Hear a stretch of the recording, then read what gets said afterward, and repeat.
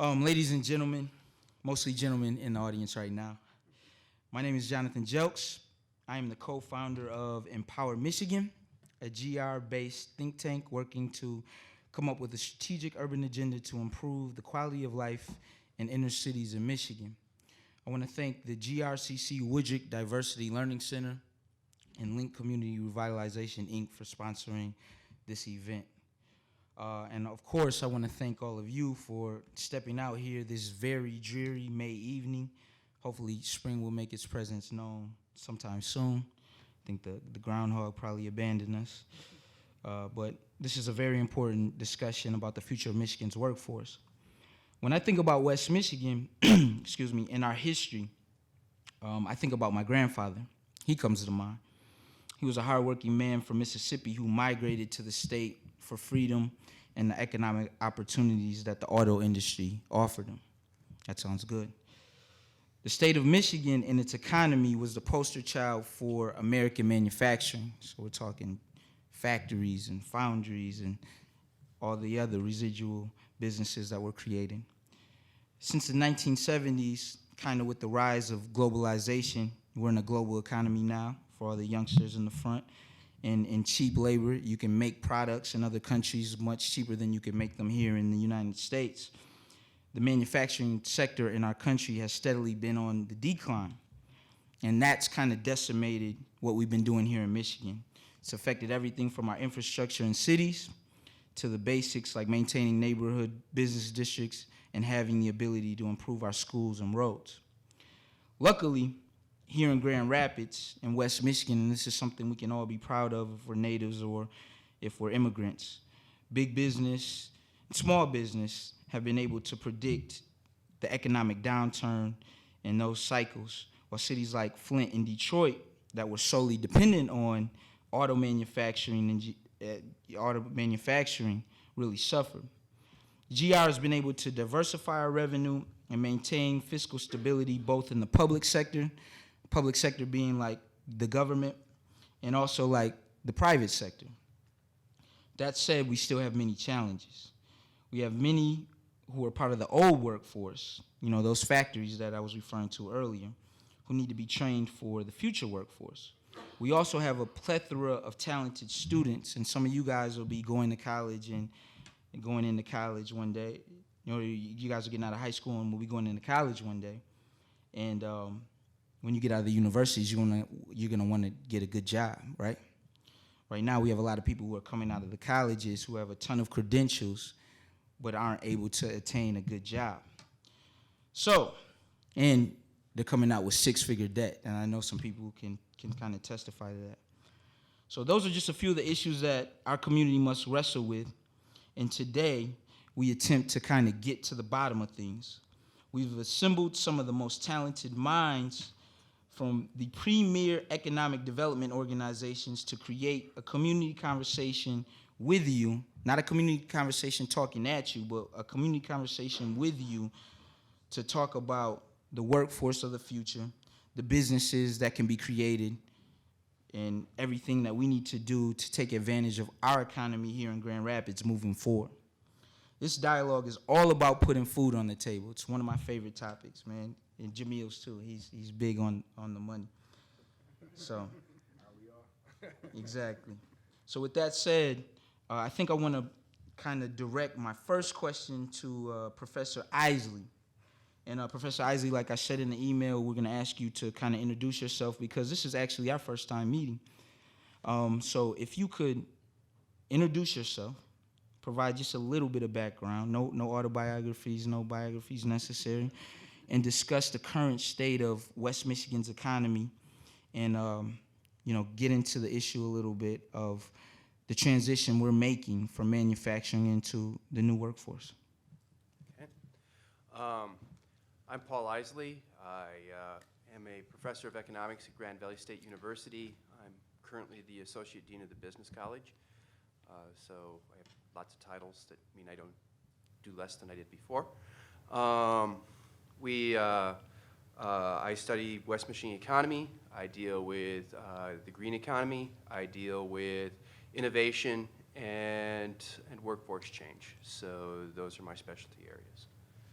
So with all of that, where are we at in West Michigan? Where are we at in West Michigan? Well, the good news for West Michigan is we're doing much better than the rest of the country at this point. We came out of a recession, and the national recession started in 2007.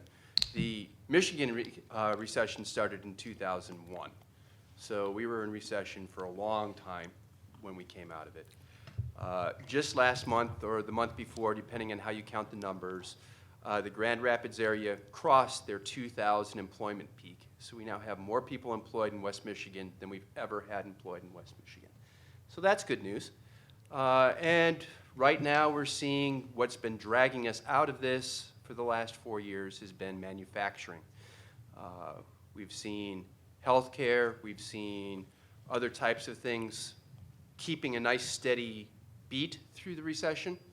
But what's accelerated us out of the recession and brought us below the national unemployment rate has been manufacturing.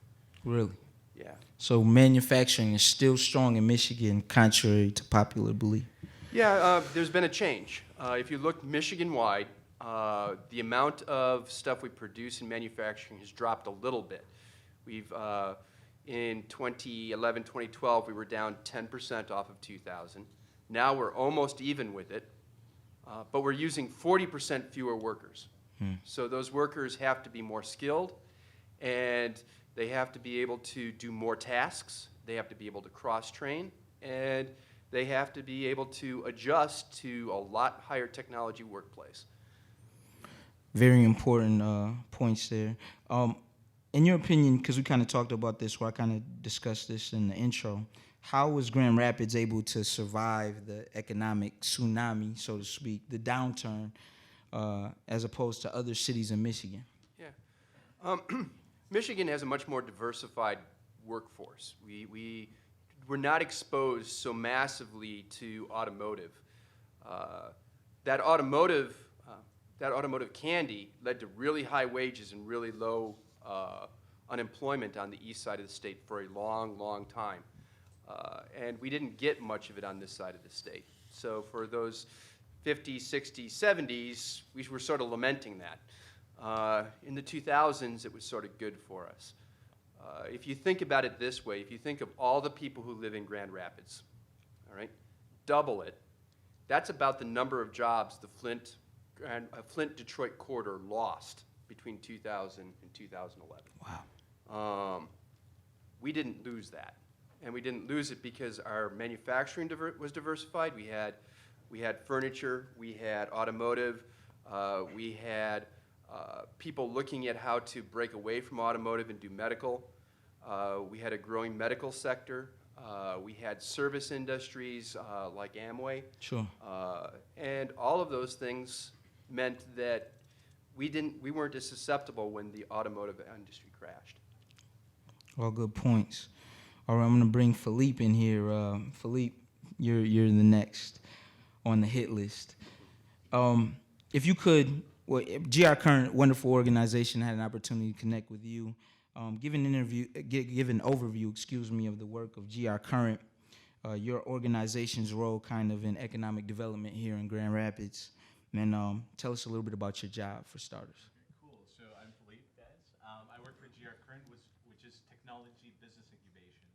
So just to break it down a little bit, let's say you have a tech-based idea. It's our role to make that profitable. So we take it from ideation all the way to commercialization.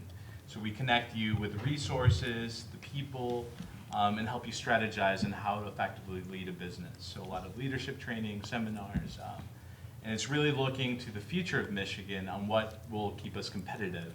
The world is increasingly becoming global, and if we're playing on things like online and doing stuff like that, how will this region compete? Because manufacturing is this entity in a physical location, but products and services are becoming more virtual or being able to export around the world. So what does that look like? So those are the questions that we ask. My role is marketing communications, but I'm also part of the business development. So I have to go network and meet a lot of people, different organizations, to see how we can develop our startups and connect them with the resources. I don't know if you guys are familiar with startup rates of failure, which are pretty high. But one of the reasons that we do this is to make sure that they have the tools in order to reduce that rate of failure. So it's really just plugging away, and it's just constant. Helping businesses to make sure they're successful. Yeah. Felip, for the young men in ties here, they look good. How did you get a cushy job like that? Oh. By mistake, possibly. No, just kidding. So I was actually, this is a funny story. I was living in Brazil after university.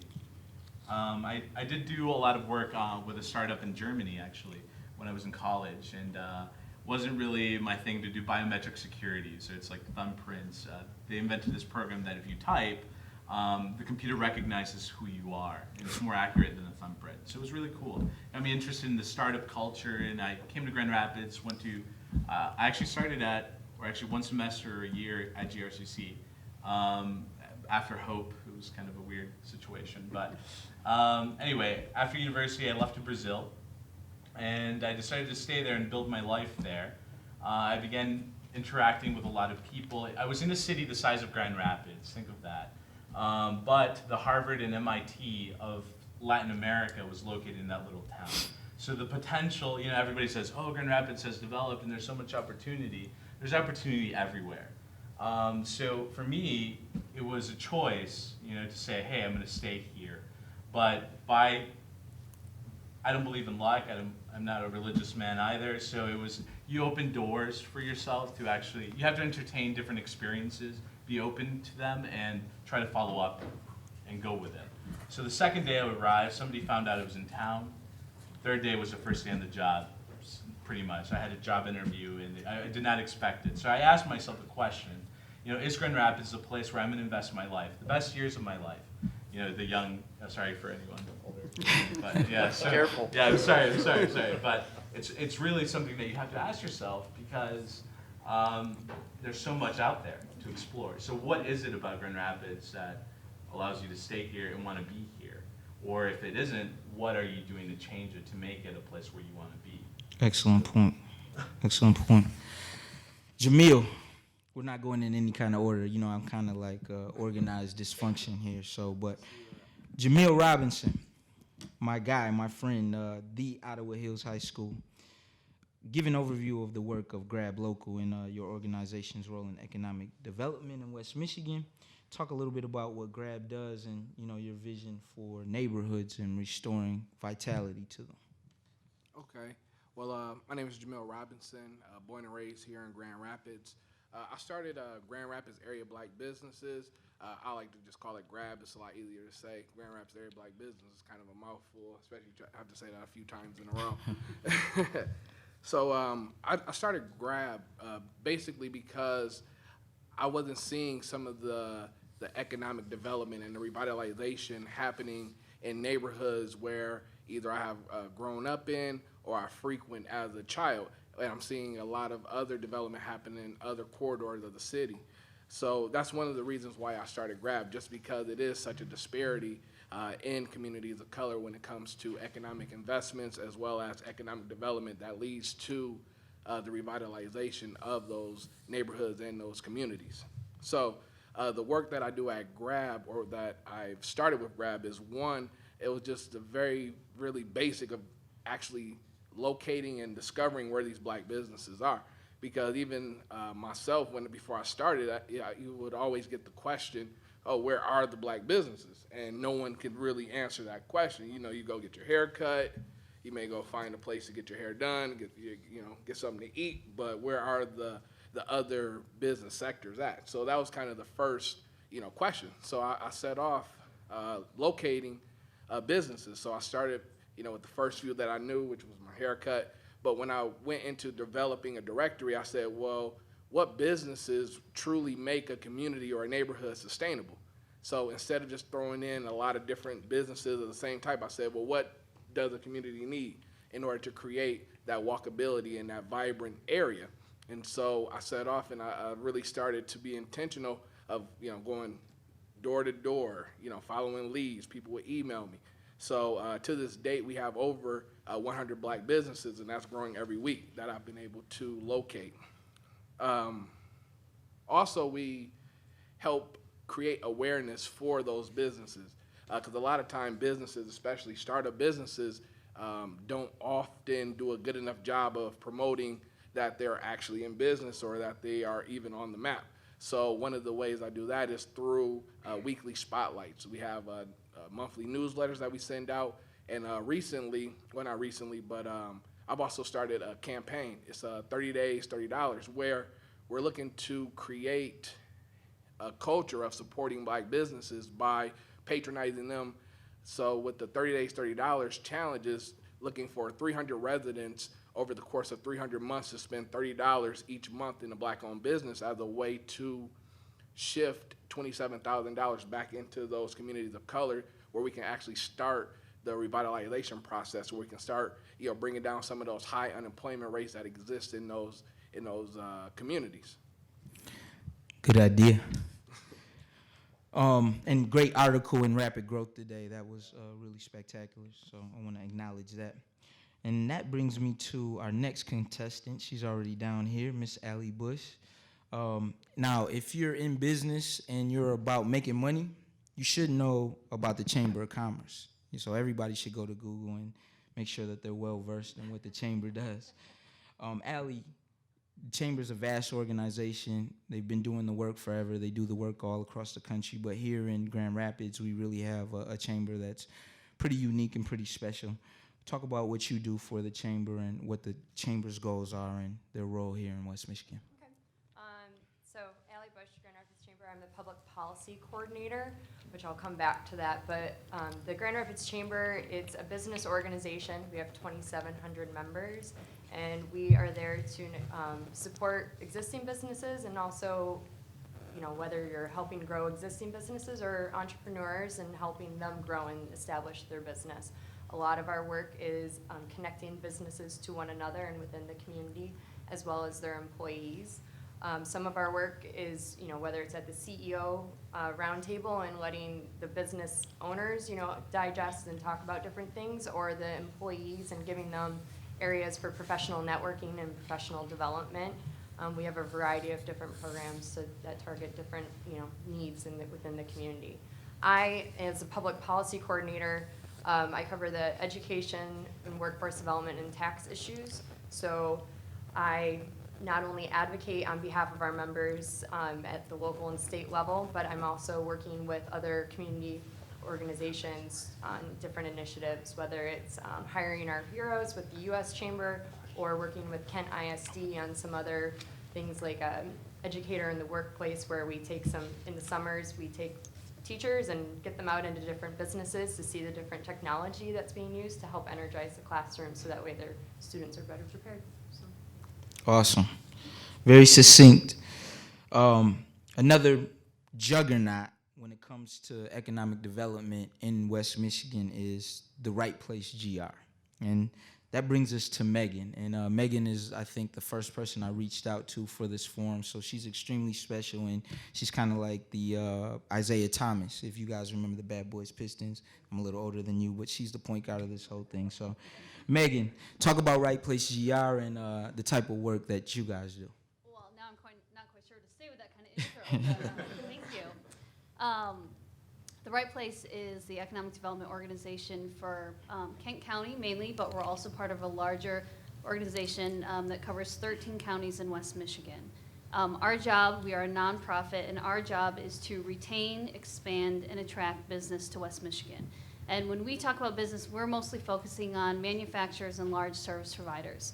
We believe the folks who can really help build the base of our economy here are those that can help bring in new monies and bring jobs to the area. So basically, companies, if you make a widget of any kind, or you have a service that you're selling outside of the region so that new money comes in, those are the folks we want to talk to. Because when we get that outside money in and people get paid, and then we can go get our haircut, and we can go shopping, and we can do all those things and support the members of GRABB and things of that nature. So my role specifically for myself is mostly retention. So I think we forget a lot. We spend a lot of time talking about new companies who are coming to town and new faces and names, but a lot of what we do is meet with existing manufacturers who are here. There are over 2,000 manufacturers in Kent County. And again, when Professor Isley talked about how manufacturing is bringing us back. It's very, very true.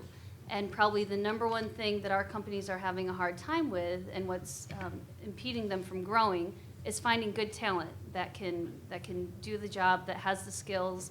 And partly that's because of what happened in 2008, right? The market went out a little bit, everyone got scared, and we said there's no future in manufacturing. And that might have been true a little bit on the auto side, but as was mentioned, well, gosh, we make everything in this room, basically here in West Michigan. We make tables, we make wall panels, we make metal stands, we make wood components, we bottle Coca-Cola right down the street. I mean, everything in this room is made, and we probably make all of it or some component of it here in West Michigan. So it's a great job to get to meet with business owners and talk about how do we create more jobs, how do we prepare all of you for future careers that are going to pay you well, that are going to, you know, as I said, put food on the table for your families. And so we're really blessed to do what we do. Here, here. I had no idea. Did you guys know that? And I see a lot of new money in the front row right there. I have to acknowledge that. Yeah. To Megan's point, it's like we make it and we make it well. Yeah. You know, it really, really well. You know, so that's a huge differentiation to other areas, and that's kind of cool. There it is, some pro West Michigan for you. Last but not least, my guy. How many of you guys have heard of LINC Community Revitalization, Inc.? Okay, that's about 75% of the room. LINC's a very powerful organization. And we have Jorge, who kind of oversees all things business at LINC. And Jorge, if you could just introduce yourself, my friend, and kind of talk about what LINC does, but more importantly, your division of LINC, which is very intentional about creating and helping businesses thrive. I'm thinking I'm still at the CSA Awards. Can you guys hear me? No. On the show. Can you hear me now? Okay, Jorge Gonzalez, Economic Development Director for LINC. And Darel Ross couldn't make it, so I'm here filling big shoes, as everybody knows Darel. And excuse me if I look tired, but yes, I am after a long day, especially with our wonderful our Community Spirit Awards that we had earlier today. So thank you to all of you there that I see that were there earlier. LINC looks at community revitalization through a holistic approach. And what started as affordable housing, foreclosure prevention, really has grown into 4 different areas or 4 different strategies to revitalize neighborhoods, and one of them being economic development. Under it, we have created an incubation program. We really believe in linking up. As Felip and I were just discussing, opportunities for him and I to work on in future ways to further assist our businesses. So we provide access to resources and access to other organizations when it comes to technical assistance. Because our belief as far as economic development is that I'm glad to hear that manufacturing is strong again, but for a while there, our motto was that long gone are the days that a GM employed 400 people are out of our community. So we have to look at ways to create entrepreneurship spirit, entrepreneurship passion, and it's the mom and pop shops that are gonna make a difference in our neighborhood. So like kind of what Jamiel was saying about furthering, assisting those small mom and pop shops in our neighborhoods. It's part of our mission as to why we're here. We know that in the African American community and the Latino community, the dollar doesn't stay around very long. We know that the dollar flies. The moment we get our paycheck, it's gone. So we're working on ways to find the system to change so we can keep the dollar longer in our community. Whether if it means creating a soul food cafe with workforce development around it, so we can employ local residents, and hence now those residents have a livable wage where they can turn around and also patronize the other local businesses in the neighborhood. And then the cycle goes on and on, where it creates that sustainability of local economy in the neighborhood. Absolutely. And if you haven't been to the LINC Soul Food Cafe, please do. And I recommend all of you get the chicken and waffles. So make sure you see LINC. And I can say Jamiel really, really supports us. So he's supporting a local African American business. It wouldn't be right if I didn't. Well, Allie, I want to open things up and kind of get right into this. What are some of this region's strongest attributes? I mean, what makes this area fertile for aspiring entrepreneurs, new business, old business, startups? Like, why? Why West Michigan? Why do business here? Because it's West Michigan. No, it's a great community. We've had a long history of innovation, and we have a great community that supports one another. I mean, there's one of the things that the chamber is working on doing, is partnering on right now, is working with all the other communities or community organizations to figure out what all we all really do for businesses. There's so many entrepreneurial service organizations, and we're all trying to do the same thing, but some of us do different facets better. And so, we have a lot of systems and structures in place that support entrepreneurship. And one of the things that we really need to continue to hone in on and do better is trying to figure out what all we do best, so that way we can ensure that more of those startups continue and thrive. We have a lot of stuff. I mean, we have the waterway nearby, for shipping that we can tap into and develop further. We have the interstates. Yeah, it's hard because Michigan's a peninsula, but we have the opportunities there. So we really have a lot of the tools in the making. So.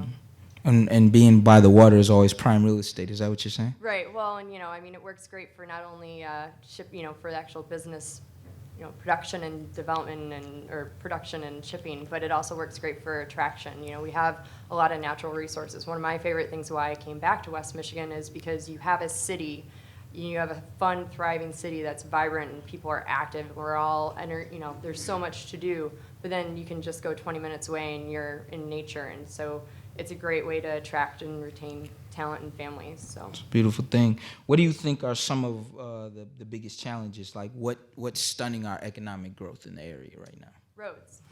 Roads. That's the chamber's been pretty big on this one. You've probably seen the Fix Our Roads GR recently with the vote this last week? All the weeks are blurring together. And that's one of our biggest things, not only for business and the shipping and attraction, because part of operating a business, you want to be able to have good roads and infrastructure, so that way you're also spending less on fixing your, trucks and cars. But also it creates safe communities, and so for kids to go to school and community neighborhoods and to be vibrant and enjoyable. Hey. Well, Professor Isley, we want to bring you in here if you're ready. In 2014, where has West Michigan seen the most growth in terms of jobs and employment? Have we, as a region, been particularly effective when it comes to retaining workers who were formerly employed in automotive, or, we're here in Grand Rapids, we're the furniture city.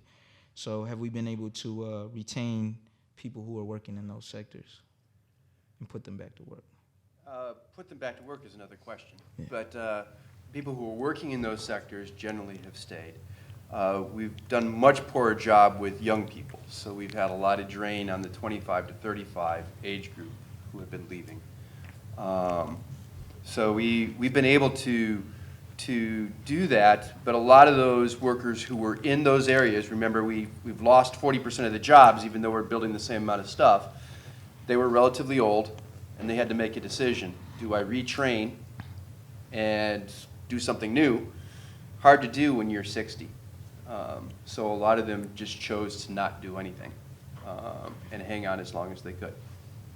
But where we've seen the growth here is in professional services. We've seen growth in healthcare.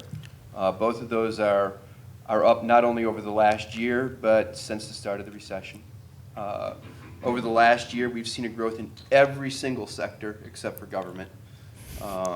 So across the board, there's jobs showing up every place. The trick is you have to have the skills they're looking for. And you're going to be paid less in real terms than you were 5 years ago. So you might get more dollars, but you can buy fewer things with those dollars. And that's just a fact of life today. And I want to bring Jamiel in on the brain drain thing, but before we go there, I think I'm just going to follow up with this next question. When you talk about we're producing the same amount of stuff, but we've lost 40% of the workforce, it sounds like technology has its hands in that.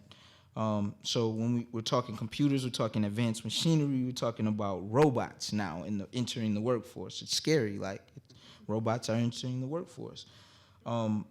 And we're increasingly becoming dependent on the efficiency of machines.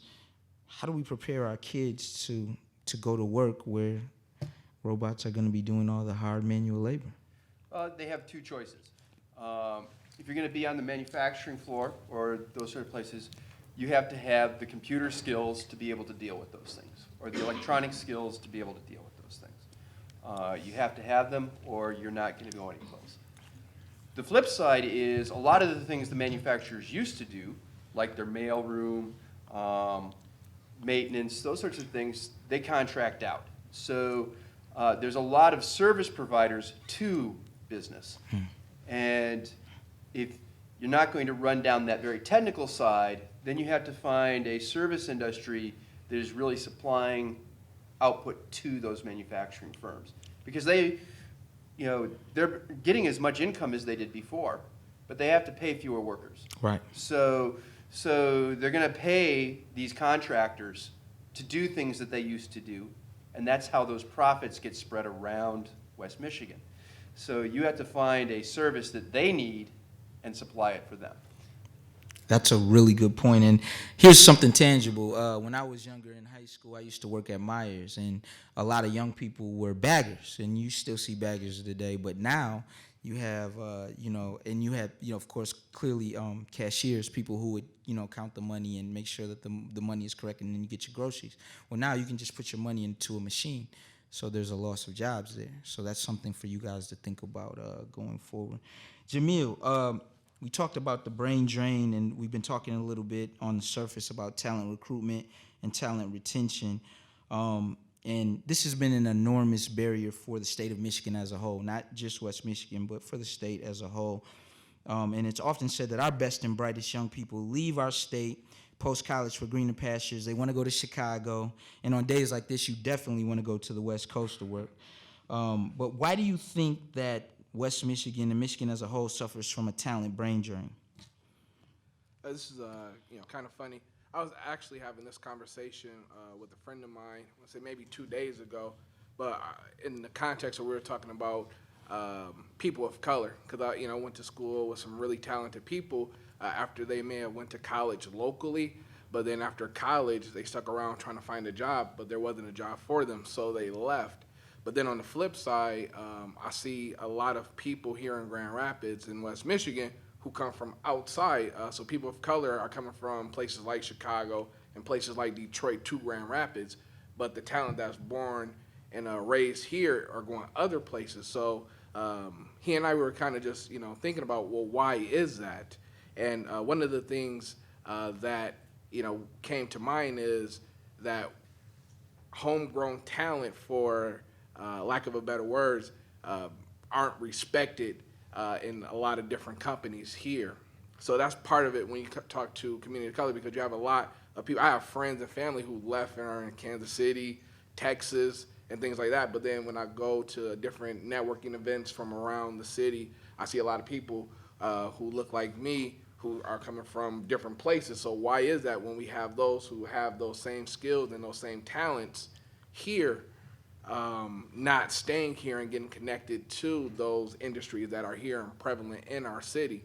So that's really a tough question to answer as to why is there such a talent drain. I think Grand Rapids is looking to address that in some of the things that it's currently doing, as far as trying to become a more inclusive and welcoming city when it comes to nightlife, when it comes to just overall a hierarchy of companies, because it is hyper segregated the higher you go up in a company in West Michigan. There's not a lot of people of color in positions, and so I think that's one of the ways we have to really address retention, is being able to see people of color in those positions and creating that type of environment in which they want to. Grand Rapids is poised to to really lead the way forward for Michigan, but we definitely have to make sure that this is an inclusive place for all. Megan, Allie, anybody want to weigh in on what we can do as a region to stop the hemorrhaging of our young professionals? Because we're losing them to other places. Yeah, well, I have to admit, when I got done with college, well, not even when I got done with college, I left for college. I went to Chicago for a couple years. I traveled the world. I did things. I grew up in West Michigan, and I love West Michigan, but at the time, I needed something else. I needed to see something different. And I think that happens to a lot of young people. And I'm not advocating that everybody leaves, because I certainly don't want that to happen. But I think for some people, there's a certain amount of wanderlust, right? Like, you need to see what else is out there, and you need to sort of satiate those desires in your soul. Like, what else is in the world? Because it's a really big place, right? So I went, and I did things, and I lived abroad, and I had amazing experiences, and I met really cool people. And then I came back. And found a really good place here, and I worked for the city of Wyoming for a while, and then after a little while I left again, because there was another opportunity, and I went to Washington, D.C. But I did that for a year, and I thought, I really want to be home, right? And so I think we have a lot of people sort of my age who have sort of left, and now they come back, and I think it's awesome, because now they're coming back with broader worldviews, they're coming back with more experience, they're coming back with bigger networks. So I don't think leaving is all bad, so long as everyone promises to come back. Now, for the folks who are here, and this is something, I sit on the board of a group called Hello West Michigan, and it's a nonprofit that's dedicated to finding new talent and doing a better job of coordinating and connecting the talent that's already here. So one of the challenges that a lot of companies have these days, especially some of the bigger companies like Amway and Wolverine and Steelcase, is that they have such tremendous hiring needs that they use these very big, sort of convoluted online application systems and whatnot. And you can't really get away from that, right? I mean, it is what it is. You have to be able to manage people, but it's very different to read a little printout of someone's resume and their experience than if you're just to shake someone's hand and sit down and have a cup of coffee. And so when I talk to young people and we talk about networking, and that probably sounds like a scary word, it's really just about meeting people and sharing your story. Very scary networking. Because we're all just people, right? If you come up and talk to any of us, we're just people, and we might have had the same breakfast that you had this morning, like, it's no big deal. But getting to know people on a personal level and trying to find talent in that way is just really challenging right now. And so I think recruiters are having very interesting conversations about how do we find people, and how do we meet people, and how do we look at other factors for figuring out who's going to work best for this job. And I agree. I think there's a lot of people in town here who have a hard time connecting. You don't know why, because they have great experience and lots of skills. So I think we're working on some of those things. Good stuff. Did you want to chime in on that, or I have something else totally different for you? I can keep it super short. Okay, sure, yeah, go Because ahead. I agree with Megan on a lot of that. I'm a transplant, so I grew up across the state, came here for college. I left for 3 years for a job, just went an hour away, so it's not that far. But I wanted to get back, and I think I too am seeing a lot of friends that are wanting, they went out, they had the world experience, but they're ready to come home. But one of the things I know Hello West Michigan is doing is they have a lot of internship initiatives, and this is something that we're hearing a lot of, different companies talking about, is how do we increase the number of companies that, and nonprofits and what the like, doing internships, and then how one of the things Hello West Michigan is looking at is working with businesses to really make sure that those internships are really meaningful to the students, so that way they get the best experience and they are that much better trained for the next step, so that way they can compete for the jobs that are in this area. Absolutely. So AJ, with these young men here, accountability, Hello West Michigan, we're going to see about these internships and make sure that they're converted on behalf of the community and that there's connection there, right? Good deal. Can I just say something? Yeah, sure. This is kind of a big topic for me personally. So sometimes I did this course on cultural studies. So viewing how you relate to certain individuals, and it's a process speaking to, it's different speaking to different kind of cultures, basically, right? And sometimes if you look at a lot of organizations that manage a lot of these programs, you look at their leadership boards, even on a micro level, you look at their friends, and seeing who they socialize with, it's really hard for them to relate to a lot of people that have different experiences. So I use this term quite often, this wholesomeness of West Michigan, which, you know, it's in positive light, wholesome, you know, wholesome characters. But, you know, there's an edge to reality. There is rawness, and it's very evident in a lot of minority cultures, and they're more familiar. In Spanish, están abiertos, you know, despiértate. My dad always tells me, wake up, you know, wake up, look at the reality of the world. And I think that West Michigan has this complex of this West Michigan niceness, you know, so that there's a cultural barrier with people that don't identify that way. So that causes, you know, that uncomfortableness between different groups. And it's breaking down that barrier that is very important for organizations and for people that are not familiar with that, to try to be more proactive in changing that dialogue. And that's what we're doing here tonight, yeah. What he said. So I was gonna give this to Allie, but I think I'm gonna come back to you, Professor Isley, and then we're gonna bring Jorge back in here. As a region, do our priorities, because you are the premier economic forecast guy here in West Michigan, this is well known, and I'm so thankful to have you here because I'm totally not qualified to be talking to you right now about these things.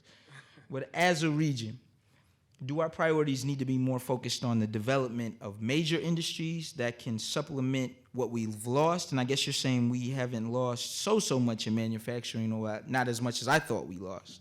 So I've been educated today. Or should we be placing more focus and emphasis on developing the small niche businesses, the startups that can gradually help our economy become more viable and so forth? Well, the short answer is both, but you need to try and bring in those major employers, and it's good to have them here, but organic growth is great. If you look at from the height of our recession to the end of 2012, more than 60% of the jobs were created in firms that were created since the recession. That's most of the growth is happening there, and you need that. And what that does is it gives us a broader base of types of industries, and the broader the bases of the type of the industries are, the less susceptible you are to the ups and downs of the business cycle. So it's really good to have a lot of businesses that have different cycles. And that way, when the bad times hit, it doesn't cascade and affect the entire community and really suck the soul out of it, like we saw for quite a while in Detroit. And it's just now coming back. And they're coming back with a roar, but it's going to take them a while. Spoken like a true educator. All right, well, Jorge, how does that make you feel, man? You're the champion of small businesses and neighborhoods, and everybody's saying big business, but there's a lot of transformation going on in communities in Grand Rapids that people thought had no hope, and LINC is restoring the hope, and businesses are getting started there every day. Wow, the champion. You guys heard that, right? Well, you know, I'm listening to the conversations, and you know, and I'm hearing about, you know, people leaving our communities, and I'm listening to everybody around here and hearing how, you know, they travel all over the world, and I'm like, man, I'm sheltered. Franklin Elementary, I grew up on Pleasant Division, went on to Burton, then on to Union High School, and then to Grand Valley. I've been a Grand Rapidian all my life, and I haven't left anywhere. Well, I have gone to Chicago, but not for work purposes. And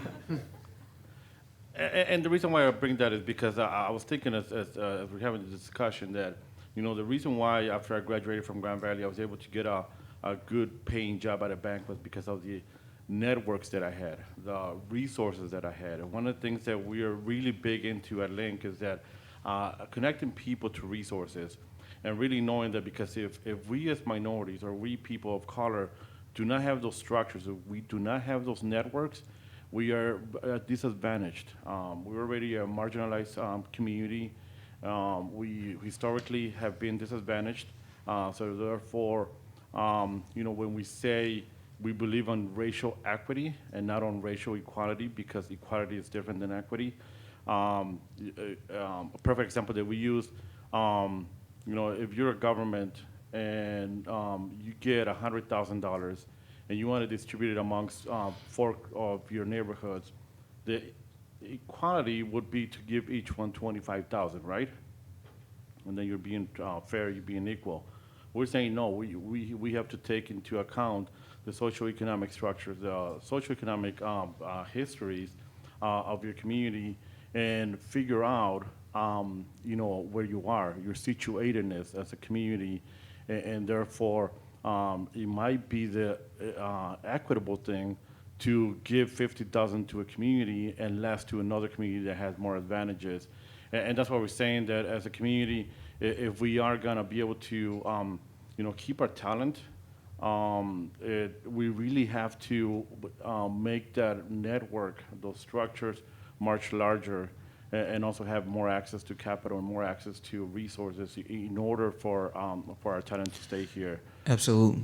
And Jorge, just for the record, because this is a solutions-oriented discussion, where are some of the places where LINC is doing this work, where they're incubating their businesses here in Grand Rapids?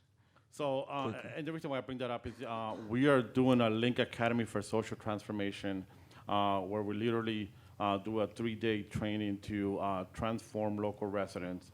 And with that, then we take them to a LINC orientation, where we teach them everything about LINC has to offer, including economic development opportunities. So we know that some of the impediments to local businesses, the access to commercial space. So hence, we have commercial space. We are a real estate developer, and under the incubation program, if you if market rate is $500 for a space, we are willing to subsidize it and give it to you for $250 in exchange for you to commit to the technical assistance, to me harassing you all the time about your cash flow, to making sure that that you are meeting with consultants for the sake of being sustainable. So that's one of the examples. Two places, Madison Avenue, right, and Granville Avenue, places that we all know in the community where LINC is doing that work specifically, correct? So many of you know Wealthy Street, right? And we know how it has been revitalized and how, LINC was instrumental in that revitalization. When you look at the biggest building on all Wealthy Street, Uptown Village, it's actually one of our buildings, and we have 3 businesses there, some of them incubated under our program, and people don't know that. So yeah, we have commercial space there, we have commercial space on Madison, and then we have commercial space on Granville Avenue right now. Good deal. Jamiel, get you in here quick because we want to get to Q&A, and we have Ron Gorman here from GRPS who is going to talk about some things around education and what the district is doing to make sure that our kids are properly equipped for the 21st century economy. But why is it even important, Jamiel, to have African American businesses have their own advocacy groups and representation? I say it's important, just like any other group or interest, to have a voice at the table that otherwise would be there. A lot of our businesses are small mom and pop businesses, and so their time is definitely dedicated, some 50, 60, 70 hours in their own businesses, so they don't have the time or the opportunity to go to some of the places and some of the meetings that I'm able to on their behalf, and definitely, have conversations and discussions around access to capital, around, infrastructure investments, because you don't see a lot of infrastructure investments happening in communities of color. It's like it's a donut hole where all that happens is tax monies leave that community, but they slowly or don't come back in at all. So you need someone there at the table to, on their behalf, to kind of speak to and address some of those issues. So you're saying they need intentional strategy. Intentional strategies.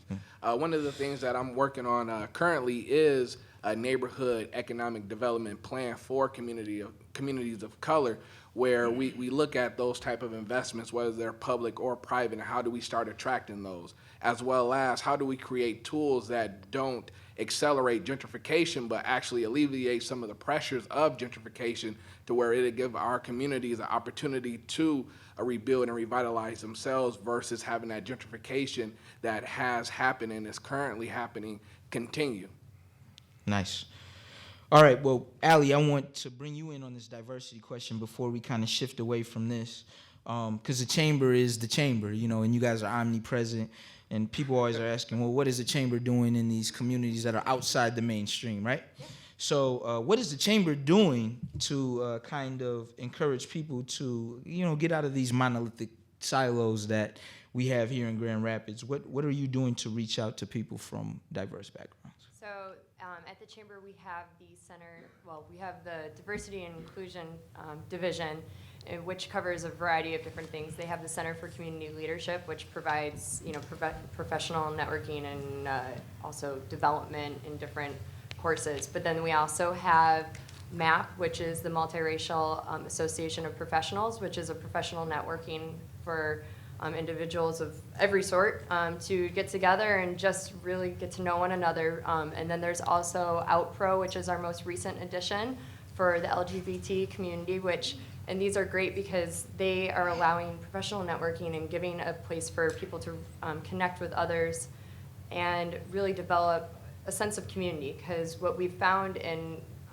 is that if you don't have a sense of community, then you're more likely to leave. And so part of retaining top talent, and all of our our members are very, very dedicated to this, is developing these and really building these initiatives so that way we can retain the top talent and people will enjoy our community more and pushing forward. So Good deal.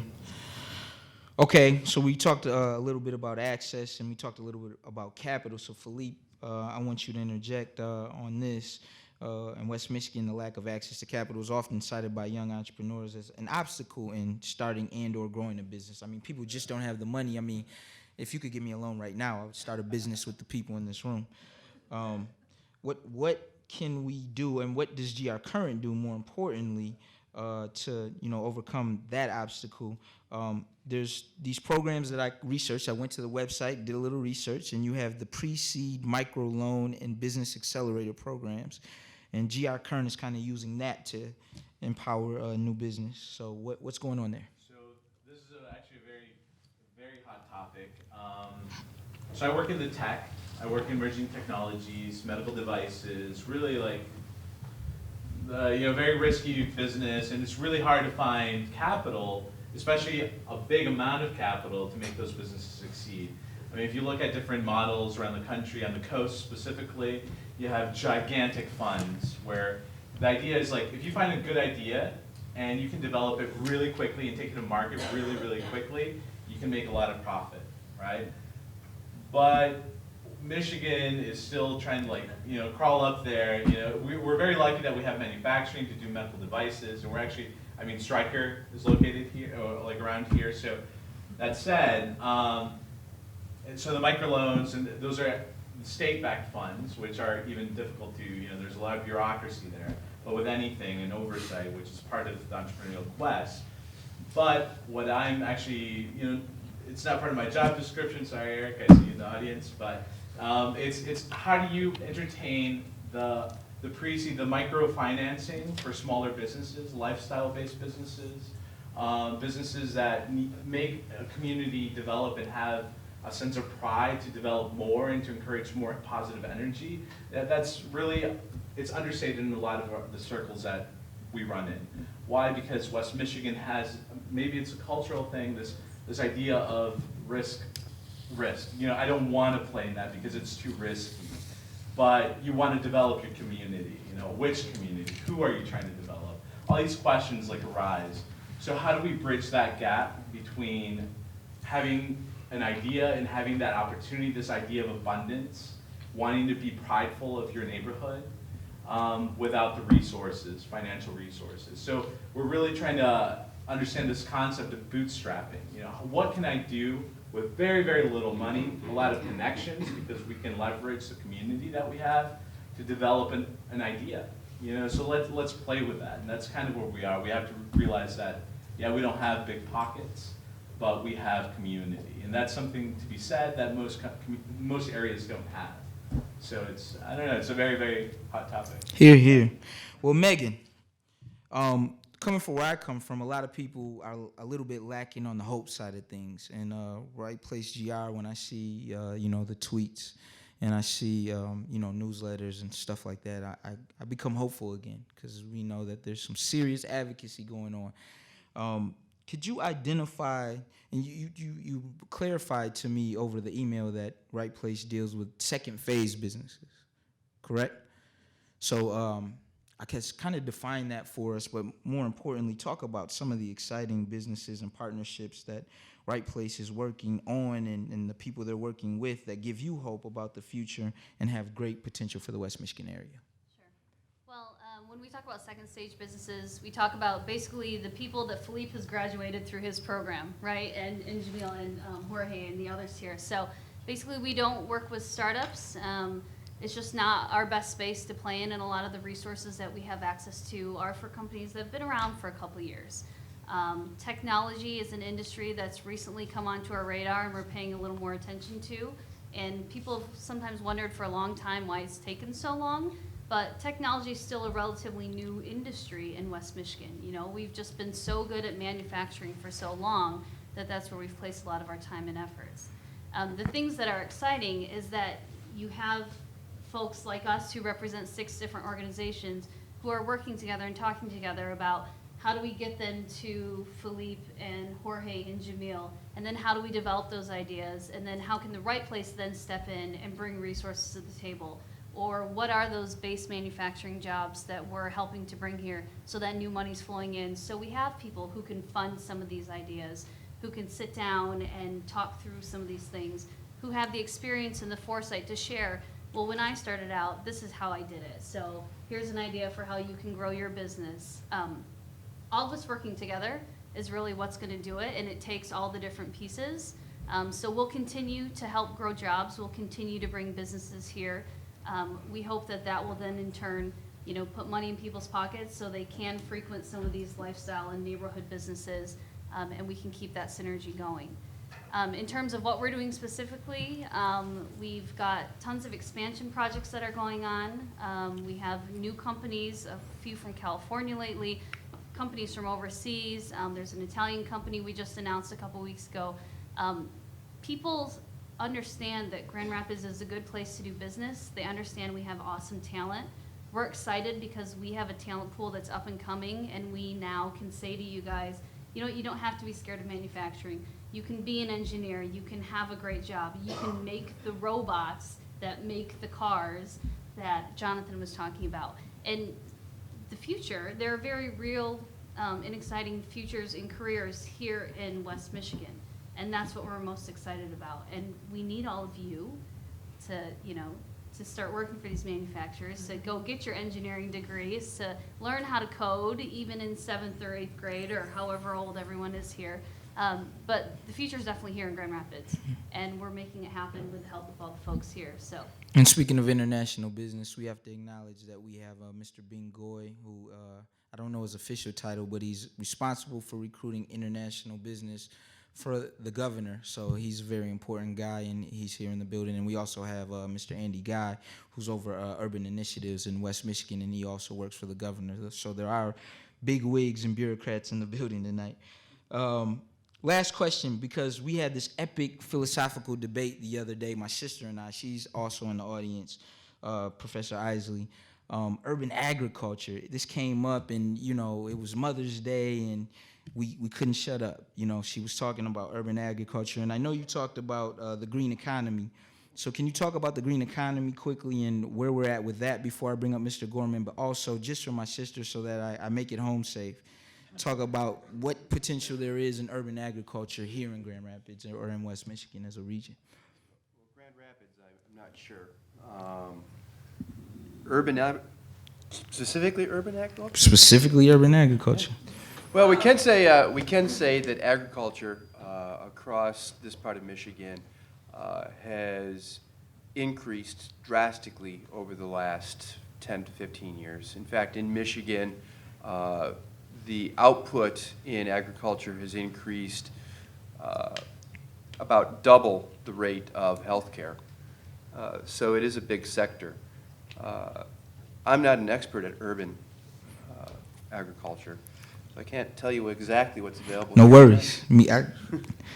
I was outmatched myself on that conversation. So, what about the green economy, please? Well, we have a lot going on green economy-wise here. So We have it happening on the tourism side, where we're seeing us take advantage of the natural resources that are around us. It's happening on the energy side, whether we're generating energy or whether we're building things for that. Each of these pieces, in and of themselves, is small, but there's lots of them. And as we add them all together, it adds up to a lot more than just the small pieces. When we look at things here in Michigan, and we look at the light coming from those light bulbs on a day like today, between 11 and 12% is coming from wind. And it's economical. It's cost effective at the commercial level. And because of that, those types of jobs are coming here, and they're taking advantage of the fact that a wind turbine needs a drive shaft, and it needs an alternator, and it needs all those things that we already know how to build. And so Michigan's been able to take advantage of that. Spectacular. Spectacular. All right. Well, we want to get into some audience questions. We appreciate you guys sitting here patiently. This is a dream team right here. You may never, I'm a big fan of the movie Scarface. I don't know how many of you saw that, but you may never see bad guys like this again. So, Mr. Gorman, with that said, if you could come up here and discuss a little bit about what the Grand Rapids Public Schools is doing to prepare our students for the 21st century economy, and then we'll open it up to Q&A. Thank you. First of all, when Jonathan addressed everyone here today, he said, or specifically the students who are in the audience, he said, when you graduate from college, right? And he didn't say if you graduate from college, he said when you graduate from college. And to me, I think graduating from high school, graduating from college, you must have something called a growth mindset, okay? So you have a growth mindset and you have a fixed mindset. Someone who has a growth mindset will say, if I fail, I'll get off the mat and I'll be successful. Someone who has a fixed mindset will say, I failed, therefore I must not be smart enough. Do you understand the difference? In order to be successful, we not only need to have students who have growth mindsets, but we also have to ensure that students have skills. And the Grand Rapids Public Schools, we are approximately 85% free or reduced lunch. We have lots of students in poverty. And when you have lots of students in poverty, many times students come into school unprepared. Reading levels, not where they need to be, etc. At the high school level, what we have to do, and my role as the executive director of secondary schools, what we need to do in 4 years is prepare students to get to college, and then through college. Because getting students to college is not good enough. One thing we do in the Grand Rapids Public Schools is we have this assessment system called EPASS. It's the educational planning, EPASS, Educational Planning and Assessment System. Whereas 9th graders take an Explore test, 10th graders take a Plan test, and 11th graders take an ACT test. And what we do in 9th grade is we say, okay, give the student the assessment, find out the areas on which the student is struggling, and then address those areas. In 10th grade, we do the same thing. In 11th grade, we do the same thing. Because I'll tell you why. We have, I think, at least 3 Grand Rapids alums on this stage. I think we've got 2 Ottawa Bengals or Indians. I'm not sure, right? Oh, we're Indians, so I don't like to. I don't like to offend anyone. And then I know I've got a Union Red Hawk, right? But and Polar Bears in the house. And I was the principal of Creston High School for 4 years, so the Polar Bears are in the house, okay? But we get lots of students who come to Grand Rapids Community College, so we get them to college, okay? But many times when they get to this particular institution, of which I'm an alumnus, our students have to take developmental courses. And the reason many students are taking developmental courses is because they don't have the skills to be successful in those first-year college classes, English, math, science, etc. So if we can ensure that the students have the skills they need to be successful before they come here, we can prevent students from taking developmental courses. An unintended consequence of a remedial or developmental course is Many times our students come to Grand Rapids Community College for a couple of years and spend all of their financial aid money on developmental courses that do not count toward a college degree. So you leave institutions like the Grand Rapids Community College, you don't have any credits that count toward a degree, and you've spent up all your money. So we need to ensure that in the Grand Rapids Public Schools that we are addressing skill deficiencies, but not only are we addressing skill deficiencies, we're also providing opportunities for students to become successful. Two programs I would like to highlight. One is Innovation Central High School. So for those of you who are from Grand Rapids, you are familiar with the building that's on 421 Fountain Street, right here downtown. So have any Central Rams in the house? Okay, I've got a couple, right? So at Innovation Central High School, when our superintendent took over, she said, what we're going to do is we're going to take our centers of innovation from all 4 of our high schools, and we're going to put them all in one place. So we have the Academy of Modern Engineering. That's one program that's at Innovation Central. Academy of Business Leadership and Entrepreneurship. The Academy of Health, Science, and Technology, and the Academy of Design and Construction. So these 4 centers of innovation are now at 421 Fountain.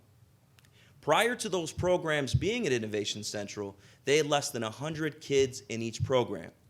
Now Innovation Central has as many kids as Central had 10 years ago, and they have an incoming freshman class of over 300.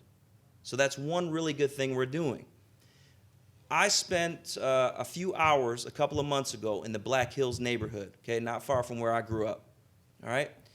The kids at Innovation Central built 2 houses. So their school day was a little different than a normal school day. They would take 3 or 4 core classes, then they'd get on a yellow bus, head to the Black Hills, build houses, and then at the end of the day, I saw a young man looking out the window. He saw the yellow bus and he goes, okay, school's over. Everyone put their hammers away, they got on the bus, and they do that every subsequent day. So we're trying our very best to not only equip students with the skills they need to be successful, give them experiences while they're still in high school. And I heard a lot about networking. I mean, think of the networking opportunities that are happening when you've got partners like Amway, partners like Grand Valley, Habitat for Humanity, etc. Okay? And then lastly, lots of folks do not know this, but the highest achieving high school in the region is not Forest Hills, is not Rockford, is not East Grand Rapids. The highest achieving high school in this region, and quite possibly in the state, is City High School. Okay? City High School's average ACT scores, okay, are 26.5. 26.5, okay? A great score on the ACT, the very best you can get is a 36. A passing score, which will allow you to get into lots of colleges and universities, is an 18. We're saying the average score in this school is a 26.5. But the difference is now with City is that it's now an IB school, an International Baccalaureate school. So whereas many, many years ago, it was the highest achieving school in Michigan, or one of the highest achieving schools in Michigan, now they have to compete with students internationally. So what does that mean? When you come in as a 7th grader, you need 4 years of language. You have a significant project on your way out. You have to give to your community, etc.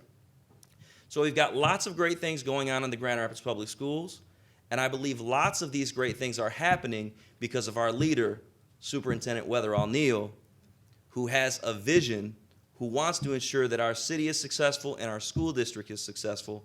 And I'm very humbled today to speak with you, especially the students, because I know you're going to be successful, and the community folks and Jonathan as well. Thank you. Appreciate that. All right, so here's the good part.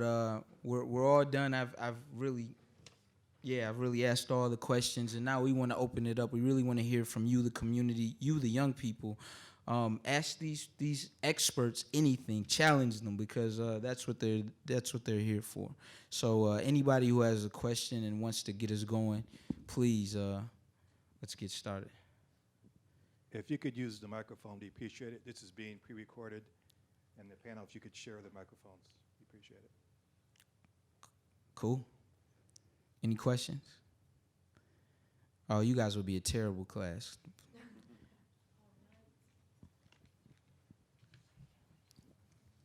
This question is for all of you. In a few years, what jobs do you have planned out for the youth?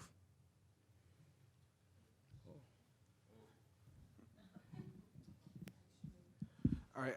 This is a conversation that I had, I want to say maybe a few weeks ago or a month ago, when we were at the city of Grand Rapids selecting who was going to be the parks director. And my question is with us passing the park millage and more recently us passing the road and sidewalk millage, how can we double our impact with those funds that are already going to be allocated to fixing the parks and maintaining the parks and fixing the roads and the sidewalks and maintaining those? And so my question is how are we going to utilize those programs? So when I was growing up, you open up the Grand Rapids Press. It was down at the bottom in the job section, little summer youth jobs. So I have a lot of friends who took advantage of those summer youth jobs.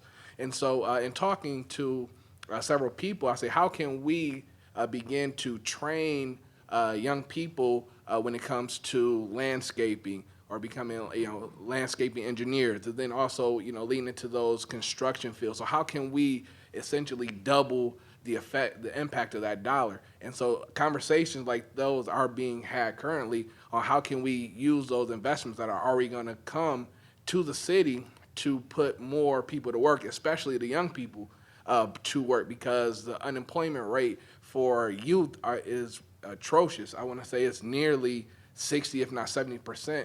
And so how do we get those students back to work so they can have some really good experiences? Because I know, Jonathan said he worked at Myers. My first job was at Burger King, but I know with the way the economy shook out and a lot of people losing their jobs, adults took those traditional youth jobs. So how do we, bring those jobs back? And I think one of the ways we can do that is utilizing the current millages as a way to start training and employing our youth, especially during the summer. And we do have some people here from the city of Grand Rapids who you guys should get familiar with through AJ, and he can kind of refer you to job opportunities that they have there in the programs. That's a really good question, man. Yep, and also the city of Grand Rapids does have a youth program. It's called the Mayor's 50, where they are able to you're able to apply. I think the deadline to apply is the 16th? Next week, Friday. So next week, Friday. So you're able to, with the LEAD program, I don't know all the information, but you're able to apply. You go through an interview process, I believe, and then you get 2 or 3 weeks worth of training, and then you get to interview and get placed with companies around the city. And it's a lot of really good companies in a variety of different sectors from, I know Seidman was one, and just a lot of different businesses. But you can definitely go to Our Community's Children on the city's website and be able to find that information. Great reference. Thank you, Shannon. Any other questions? Can I jump in on Oh, that? sure, yeah. So, in terms of specific careers, I mean, we all wish we had a crystal ball. Professor Isley probably wishes he always had a crystal ball so we can talk about things. But what we were really emphasizing these days is STEM careers, right? Yes. So science, technology, engineering, and math. Because when you think about the future and you think about our iPhones and our cars and all the gadgets we're using, everything has technology woven into it. Everything requires a bit of science, a bit of math, and the engineering is huge because we make all that stuff here. So if you're an engineer and you can figure out how to make it, you're going to be doing just fine. But I think as we look to the future and the kinds of products we're going to use and the things that we're going to want to be enjoying as we live our lives, all roads point back to science, technology, engineering, and math. Are we still going to need teachers and lawyers and doctors? Of course. And so there's always going to be a place for those people. But I think if we would look at the industries that are here now and where things are focused, we would love to see more people coming out who have a desire to learn those kinds of subjects and to do well in those areas. It's also the desire to do it and also be connected to the people that will hire you, right? So they usually reference 3 C's for minority and women entrepreneurs: is capital, contracts, and capital, contracts, and contacts. Understanding the legal jargon and getting those contracts, solidified, getting capital, and then getting those connections to make sure you're successful. So it's my role to.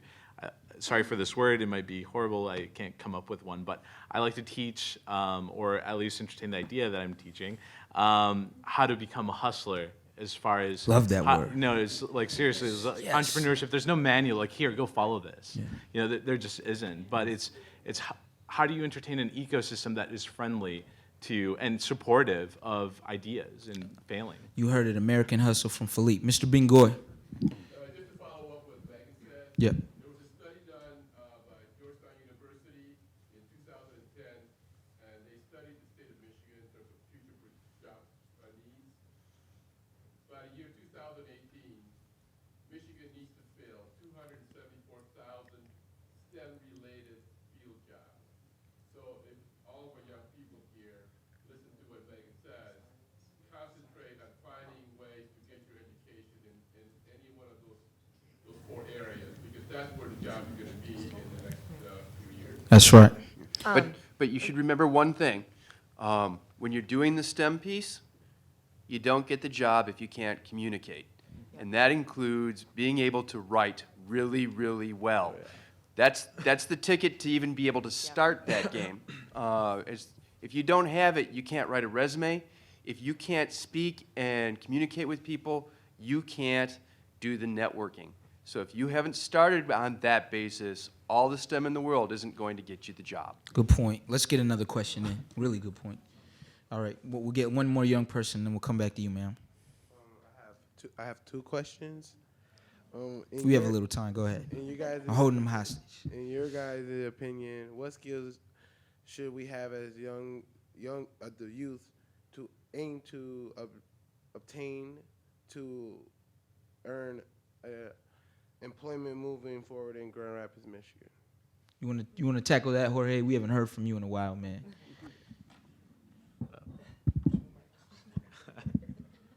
The double mic. I think it goes back to what I said earlier. It's about access to resources. I think that I'm very, very happy to see all of you young people, especially with Dice. You guys look very good. It's to be connected, to have networks, to have a structure where you'll be able to have resources that normally other people already have or are privileged to have. So I think it's very important that as you move up and you finish college and you always do networking, always look at opportunities, to find resources. And I just want to point out, and not to avoid your question, but one thing that and I don't want to point out Mr. Goey, but one of the things that we're missing, especially with young entrepreneurs and as you start opening up your own businesses, is that access to capital.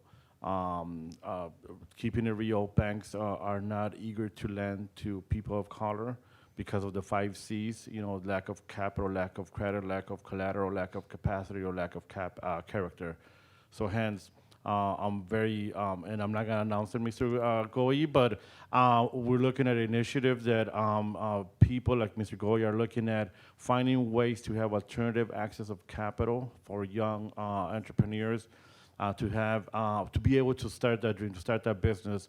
And he's going to make it happen. And we're looking at multi-million dollars coming into our communities and in form of loans, non-traditional loans, and but as a form to have access to capital. So I won't say much, Mr. Goy. Awesome, good stuff. It is not just for entrepreneurs, it's for minority entrepreneurs. Right. There it is. You Can I had chime one. in? You had one Sorry, more can question. I You had just one chime more in on question. that one? Sure. Yeah, absolutely. A lot of what we're hearing from our businesses is that they're looking for problem solvers. They're looking for people that can think critically about a situation, find a solution, or find 3 solutions, and then be able to explain what the best one is and why. And being able to articulate those things, whether it is in a report or verbally, and being able to explain how you walked through that's huge. So I would say that the critical thinking and reasoning, and then also the networking. I mean, you're never too young to get involved, whether it's in high school and you're throwing yourself into every different volunteer work. And then in college, they always say, throw yourself in day one, and it's true. It makes a huge difference. All these answers are fantastic. We should do this more often. You had another question real quick before we go go to the young lady in the middle. This is kind of for all you guys. Yeah. What did you guys study in high school and college to get here where you are I now? want one person to answer that, and then we're gonna go to the next question. So, no, that's,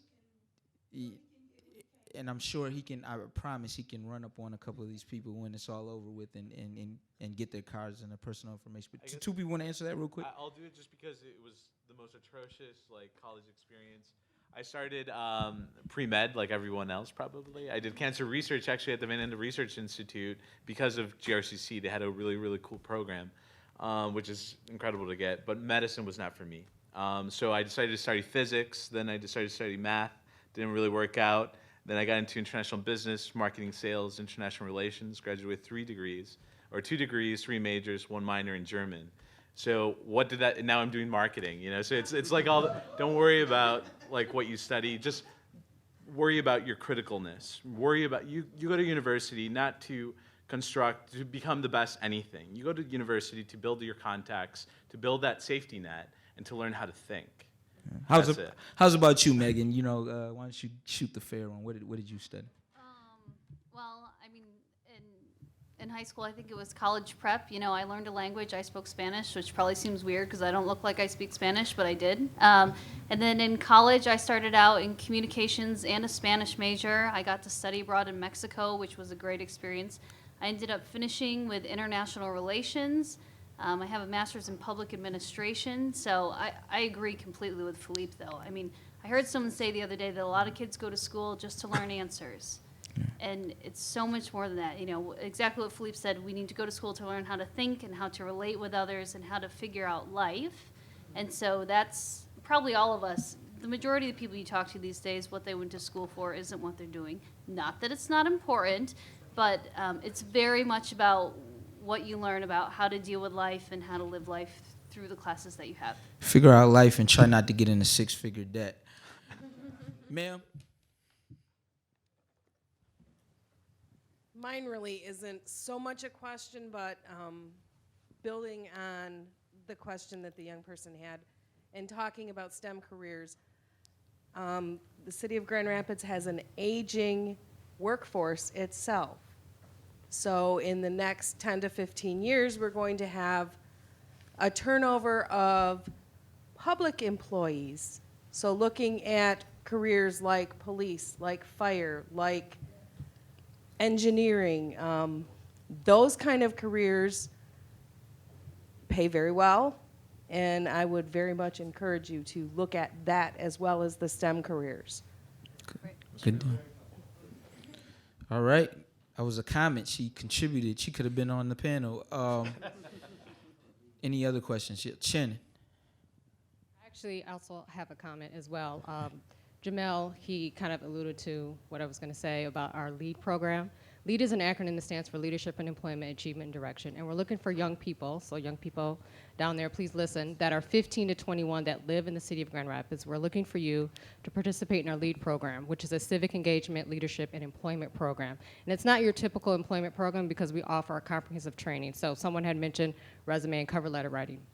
We also have workshops in grammar, email etiquette, customer service. We do college visits, and we do tours to Mayor's 50 businesses. So we have businesses that are ready to hire you that if you go through this program, you're eligible for those jobs. And these are jobs that typically don't hire young people in this age range. So this is your way in, and I've got some flyers here. So if you're 15 to 21 years old and you live in the city of Grand Rapids, you need to get one of these flyers. Tell your friends, tell your family members.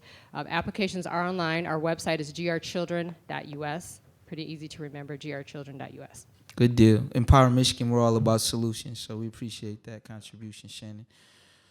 Any other questions, comments, or concerns? We have one in the back. Great discussion. Can anyone speak to how neighborhoods can empower themselves to thrive and employ themselves in a changing business economy? Yeah. Whoever wants to chime in on that. I'm thinking Jamiel and Jorge, this is like a Pete Sampras, Andre Agassi between the two of you guys. You want to tackle that first, Ray? Well, yeah, we kind of discussed it earlier, but thanks is easy. It's about sustainability of neighborhoods, and I think, like I said, LINC really is about holistic revitalization. So it's not just about building houses, and I know Jamiel talked a little bit about gentrification, and that's exactly what we're trying not to do. We strongly believe that in order for us to equip residents to be leaders, we have to coach them, and we have one of our coaches here in the floor, where they literally take our individuals and they figure out what is the need, and if it's trying to start a business, they'll connect with with the economic development department, and then we'll figure out how to build a business plan, and then how to create a commercial space, and not to make a long story short, but then also how to create housing and how to equip them through other GED programs or whatever else, a credit repair they may need, home ownership, and hence the whole holistic approach, and that's the way that we are going to be able to sustain neighborhoods, if that's what you asked, Azizi. Yeah, that's a good question from Empower Michigan co-founder Azizi Jasper. He's on the east side of the state. Allie, is there any investment specifically that the chamber makes on the neighborhood side of things as of right now that you can speak to, or am I putting you on spot and it's just not the right time for that? I mean, we don't have specific programs within the neighborhood. Mhm. We do believe that by having good paying jobs in the community, helping create businesses or grow businesses to provide good paying jobs helps create those neighborhoods, improve those neighborhoods, because then people can turn around and invest that right back into their neighborhood, whether it's in your home and creating a safe neighborhood, or if it's also with the businesses and Sure. supporting that to create more jobs. So there may be an opportunity there in between the chamber level and the neighborhood level to connect to do some of that work that I think Azizi was alluding to that needs to be done. Any other questions, concerns? Yes, ma'am. I have a question. I guess my question has to do is, how are the professionals of color committed to acting as a network for the upcoming young professionals? Because I am seeing a lot of first-generation students wanting to connect but not being able to and feeling stuck. All right, guys, you know who that's for. Felip, do you want to take that as your?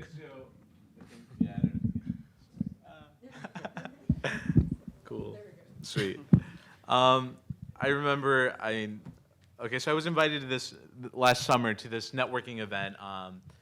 A big law firm, won't mention the name, I don't know if anybody's here, but, and it was meant to have intention, let's bring people of color, professionals doing really well in their jobs, and let's connect them to our legal workforce, are doing really good stuff in the community, and let's bring them together.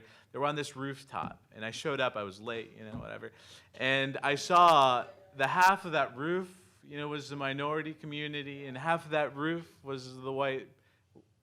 All of them were pretty much white lawyers, and I was like, "What the?" I thought this was to be diverse, and so there's a difference between diversity and inclusion, and I think Sonia Hughes from the chamber likes to point this out. Diversity is inviting people to the dance, right? Inclusion is being asked to dance. And that's the biggest piece in trying to finding these connectors, these people that bridge between different understandings, different ways of seeing and doing the world. And I think that's what's needed. I don't think we have enough people truly passionate and truly understanding of what's happening. So from the minority perspective, and this is from both sides, it's not both sides, many sides. I think it has to be a very organic dialogue. You can't force people to do things. So, but you have to have at least the opportunity to have that conversation. And a lot of these organizations are extremely open. I mean, I like to dance, so I invited, everybody here to dance, and I think I would encourage everybody to do the same. Any other questions? I just have a comment to that question. I know Young Professionals Organization Blend. It's a multiracial, non-professional organization, and so they really work to kind of build that community for people. So that's something to check out if you haven't done so yet. But one of my question being, for me personally, I know we talked about the brain drain and talented professionals leaving the state. From my experience, that hasn't been the case. from what I've experienced, it's still very competitive out there, and there are a lot of talented professionals applying for jobs. I know when I apply for jobs, I often hear, there's been 500 resumes submitted, and it's hyper competitive. And I'm educated, I network, I sit on boards and committees, I'm out there. And so I'm just wondering what the advice is for someone who is experiencing that hyper competitiveness in the job search, and what more you could do potentially to set yourself apart. That's a really great question. And stop me if I'm wrong, but this is one of the first generations, this is one of the first times where there's 3 generations in the workplace, right? 4 generations in the workplace. Wow, I don't even know what the 4th one is because that's so much before my time. But I know for a fact that we have, the great generation, so the World War II generation still occupying some jobs in the workplace. And then we have the baby boomers who are occupying some space significant in the workplace. We're waiting for some of those to retire. And then we have Generation X, and I guess now, we have the millennials, right? So who wants to address that? Was that 4? Or was that 3? Wow.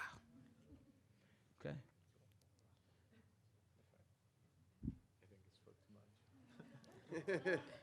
Is this the question that nobody wants to answer? Well, it's hard, right? And when we Yeah. talk about systems and people not connecting, it's really hard. Felip and I have a friend named Kevin.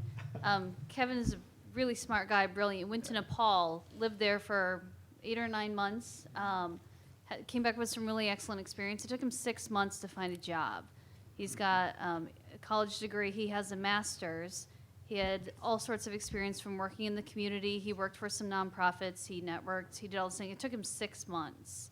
And it was crazy. And we all said, why is Kevin not getting a job? How is this happening? And we were connecting him. I think it's just patience and keeping at it and finding advocates, right? I think, for the young people here too, again, we look scary, but if you were to ask any of us if we wanted to go get a coffee or some ice cream or something, we would love to do that because we sometimes think we're old and out of touch. And I know I don't look that old, but I feel old and out of touch. And we would love to spend time or to chat with you. And I have a lot of people who come to me and say, can we grab coffee? Can I send you my resume? And look for those advocates who have other networks, people they can talk to, who hear things during the day, who know who's about to leave something or who's hiring. I guess, and try to latch on those people and don't be afraid to ask. And I think most people these days are really good about it. If they've got too much on their plate, if they don't think they can help you with that, they'll tell you. But chances are they'll refer you to someone else, right? And so, I don't know, send me and Allie your resume and, just keep looking for opportunities. But I know it's hard and it's really frustrating. And that's one of those things, like we're talking about with recruiters, how do we make matches? How do we do a better job with this? Because all of our companies, well, let's talk about Hello West Michigan again. They have 20 member companies. On any given day, they have 800 openings among those 20 companies. Well, then why are you still sitting here, right? How is that happening? So something people are talking about because there's a disconnect somewhere. There's also, so I'm hiring for a marketing person, in case anybody's interested, but working with me might be a challenge. But so one of the biggest piece of advice that I got early on is make a character, make a profile for yourself, be known for something, stick out. It's a lot easier to embrace that as a woman, as a minority. They say that play that card, but I don't like to view it that way. You are already qualified, and there's even more depth to you because you have something different, and it's a lot more. So, and also from the hiring perspective, this is the first time I hire someone. Okay, so I have this job skill, and I know I can have a billion resumes to meet those requirements, but there's so much more depth that that job can fill. So in my mind, I want someone that's bilingual. I want someone that presents a different perspective than what is typical. That challenges, and it's more on a cognitive basis, more critical, and that's really hard to find. She said problem solver, right? It's super hard for, I don't know, it's just really, really hard to connect with people on that very organic basis. I want to work with someone that, because it's so intimate, that I can be with, for beers and in the office, so it's really hard. And as a young person, Felip, it's a great time to start a business, right? It's a great time to come up with a startup and take some risks because all you're doing is interning and getting experience anyway, right? Most certainly. Actually, if you do have ideas, play with them. What do you have? I was somebody said they were working in economic development and they were working with underprivileged environments, and they were saying, yeah, I don't know if I want to bring entrepreneurship to these groups because they have so much to lose. What do they have to lose? You know, it's like quite literally, what do they have to lose? You can learn really quickly, be positioned in different circles, and just experiment because you don't have much to lose. So it's a perfect environment. I want to get a couple more questions in because I want to release my hostages up here at 8:15. So everybody has families and the playoffs to watch and other things to do, right? So thank you. I'm fortunate enough that I'm able to be in a position where I hire a lot of interns, where my organization is a small staff. There are times the job openings happen. What kind of resources are available for current community leaders to go through, honestly, the unintentional bias that comes along with hiring processes, whether it be a resume that just doesn't fit whatever kind of expectation you have for that, but when you're getting 50 applications, there is this inherent bias that the reviewers are putting onto that selection process. So are there resources that your organizations offer that executives, hiring departments, individuals of organizations can go through to recognize their inherent privilege? That was deep. That was very deep. I don't have the answer, but yeah, I mean it's that going back to the former question, I was thinking about it, and it goes back to what I said earlier about situatedness, and it goes about unintentional bias, and the racial equity work that we're doing right now, especially with the socioeconomic structures where we are in. So even as a young professional of color with the same credentials or even higher credentials than someone else, you're still at a disadvantage. And that's the reason why, you have individuals like yourself, that, there's corporations that are maybe looking for 400 individuals, but they overlook that resume. And so yeah, I don't have the answer. I was thinking maybe the person next to you might have the answer. I don't have the answer, but I did want to comment to her question because I'm the HR director for the city of Grand Rapids, and we do get 400 or 500 applications, even for a secretary job or a custodian job. And what's going on, you guys, and it's regardless of what your color is, when you get that many resumes, at that point, probably 150 of those people are really, really qualified for the job. But what partly is going on that you may not understand is that, and this is true for other large employers, because I've talked to, I have consortiums with other HR directors, is that when the market is so competitive that it's not then just you're competing by your qualifications, you have to create the context for hiring. And that's why I started over the last few years this program in the Human Resource Department, in my department, to recruit out and bring in people so that they can either through volunteering initially or through internships, so that the environment, so they can get exposed to multiple things. Employers are no longer hiring the person who's just really good. When I look at our chemists, when I look at our firefighters, when I look at our police officers, when I do recruitment, we're not looking for people who just want to be police officers these days. You have to have so many other skills.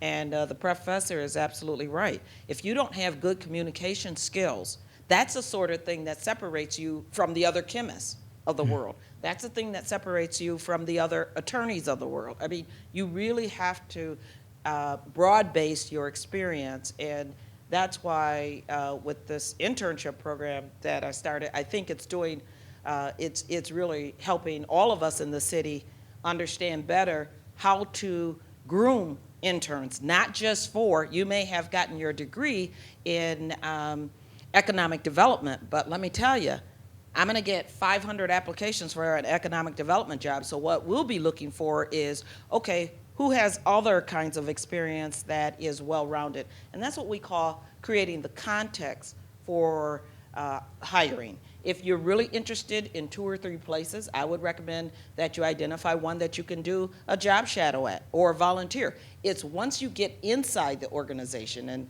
I was teaching in the legal studies program at Grand Valley this semester, and I had a lot of students asking this question because they're finding the same thing.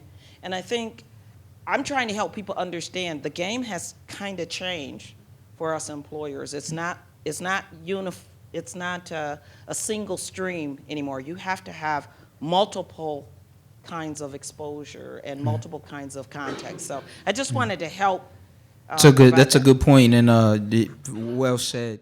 So, because you see a lot of people coming out of these universities and in schools with credentials, but credentials alone doesn't get you the job. You have to have experience, and you have to have a well-rounded experience.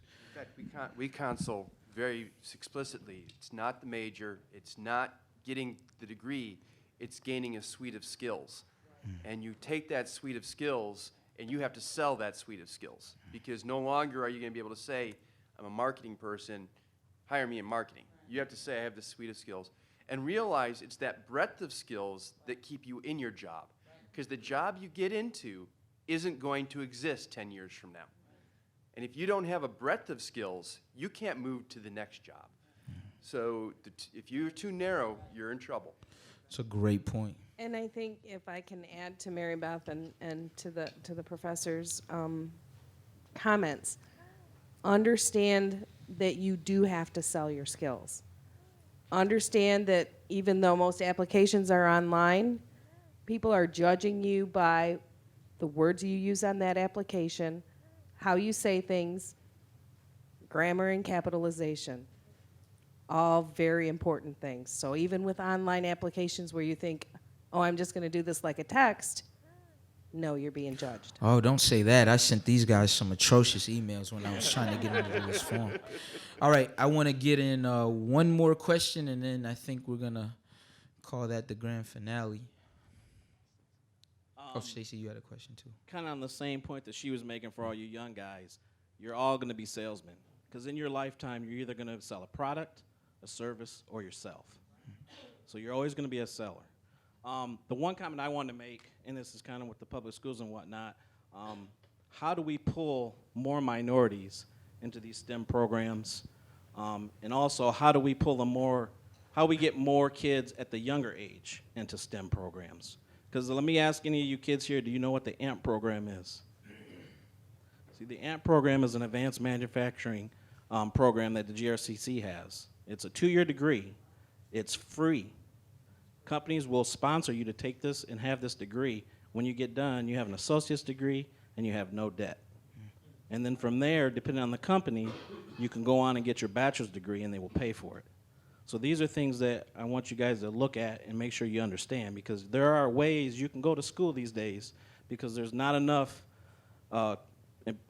people coming up as far as youth getting into these jobs where they're willing to do this to get these people, trained. You want to respond to that? Yeah, I think from the school district standpoint, it's about exposure. So whereas growing up, my mom worked at Steelcase, single mom worked at Steelcase, right?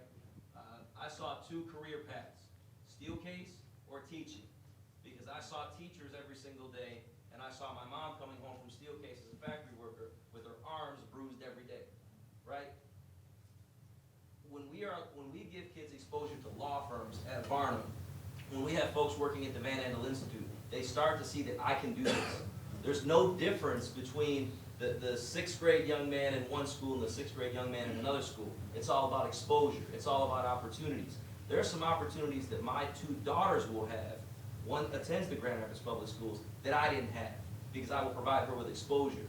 I think those STEM programs need to be pre-K-12 and not just 9-12, but seeing is believing, right? If you see it, you can do it, right? When I was a teacher, I never thought I could be a principal. Oh, what a scary position. As a principal, I never thought I could be the executive director, right? It's all about you see people who are doing it, and then you gain that confidence. And I think we in the public schools need to not only give trips to colleges, we need to get folks in internships where they're working side by side with professionals. And Grand Rapids Public Schools has some of the most fantastic public-private partnerships in the state. I have to tout the resume. One more question, and then we're going to conclude. Stacy Nichols.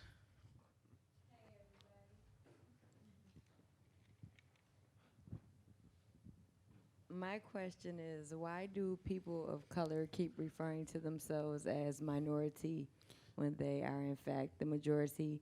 And on a business scale, your clientele and probably everybody on both spectrum are people of color trying to resolve issues of systemic United States of America. So can we talk about transitioning to what's really real? That's Bing. Why isn't Bing on this panel? I don't understand this. Well, me and him had an argument, and I lost, and so this he's is not on it. This is really so Bing. I mean, you can talk about this really, but he's taken this idea of being a minority and converted it as that you're just an international or a different thinker. So something that I like to entertain is diversity of thought as being instrumental in developing our community. I don't think we have enough diversity of thinking.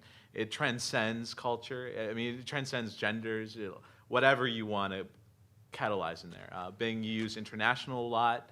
I think, so the way that I like to focus on, and I think you alluded to like that fixed mentality versus not, it's abundance versus scarce mentality.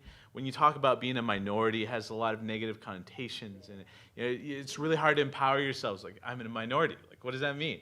No, I don't. It doesn't matter to me. It's like you're a loser, you're beneath, you're most certainly.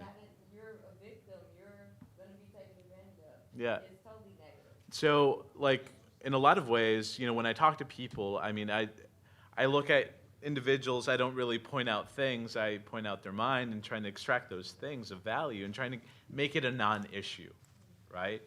But that's culture change, and that culture change is really slow. It doesn't have to be all the time. It can be accelerated, but that takes a lot of personal commitment from many sides and from a community to help you develop that and really empower yourself. But that's a long-term thing. And I think at least the community is beginning to have those conversations. Bing has been accelerating it like ridiculously. It's been really nice. So hopefully it continues. But it takes more than just minorities to empower themselves. It takes a community to embrace that and say, hey, you have value beyond other things. So Mr. Goy, did you want to bring us home with that, or? I think what Felip said is exactly right. What has to happen is for us to believe that we are a valuable asset. We are not a liability.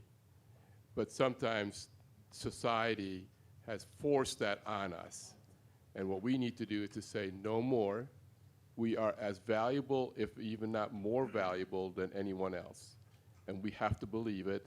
And we have to have role models within our own communities who are willing to step out and become the strong voice and advocate so that our young people can look at that role model and say, I can do that. Spectacular. Because all we see right now is people can say, I can do that. The problem is if they don't see role models like that, no one thought that a black person, a black male, could become the best professional baseball player in the world till Jackie Robinson got there. Mm-hmm.